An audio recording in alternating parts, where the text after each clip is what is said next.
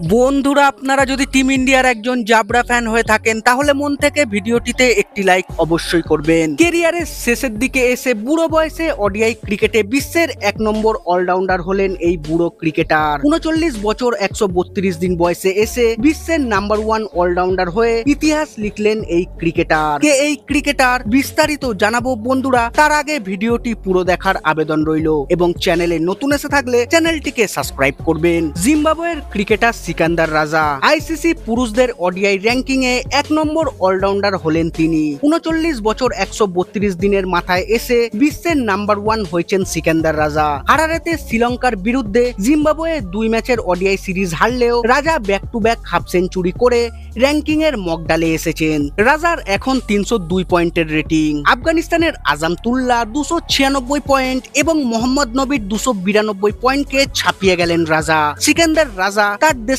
প্রথম ক্রিকেটার হিসেবে ওডিআইতে allrounder ranking এর শীর্ষে উঠে ইতিহাস লিখলেন। গত 29 আগস্ট শ্রীলঙ্কার বিরুদ্ধে প্রথম ওডিআইতে রাজা গুরুত্বপূর্ণ অবদান রাখেন। 87 বলে 92 রান করেন রাজা। 10 ওভার বল করে 48 রান দিয়ে তুলে নেন একটি উইকেটও। যদিও লঙ্কা বাহিনী 7 রানের অল্প ব্যবধানে ম্যাচটি জিতে নেয়। দ্বিতীয় ওডিআইতে রাজা 55 বলে 59 রানের অপরাজিত ইনিংস খেলেছিলেন, তবে শ্রীলঙ্কা 278 রান তাড়া করে ম্যাচটি জিতে নেয়। রাজার অসাধারণ পারফরমেন্স তাকে শুধুই নাম্বার 1 ওডিআই অলরাউন্ডার হতে সাহায্য করেনি, ব্যাটিং র্যাঙ্কিং এও তার অবস্থান আরো উন্নতি হয়েছে। তিনি 9 ধাপ এগিয়ে 22 নম্বরে রয়েছেন। 784 পয়েন্ট নিয়ে ওডিআই ব্যাটিং র্যাঙ্কিং এ শীর্ষে রয়েছেন শুভমান গিল, তারপরেই রয়েছেন হিটম্যান রোহিত শর্মা। অন্যদিকে মুম্বাই ইন্ডিয়ান্সের অধিনায়ক এবং টিম ইন্ডিয়ার অলরাউন্ডার হার্দিক পান্ডিয়া টি-20 আন্তর্জাতিকে বিশ্বের 1 নম্বর অলরাউন্ডার হিসেবে নিজের জায়গায় রয়েছেন। আগামী সপ্তাহে সংযুক্ত আরব আমিরশাহিতে শুরু হতে যাওয়া এশিয়া কাপের আগে যেটা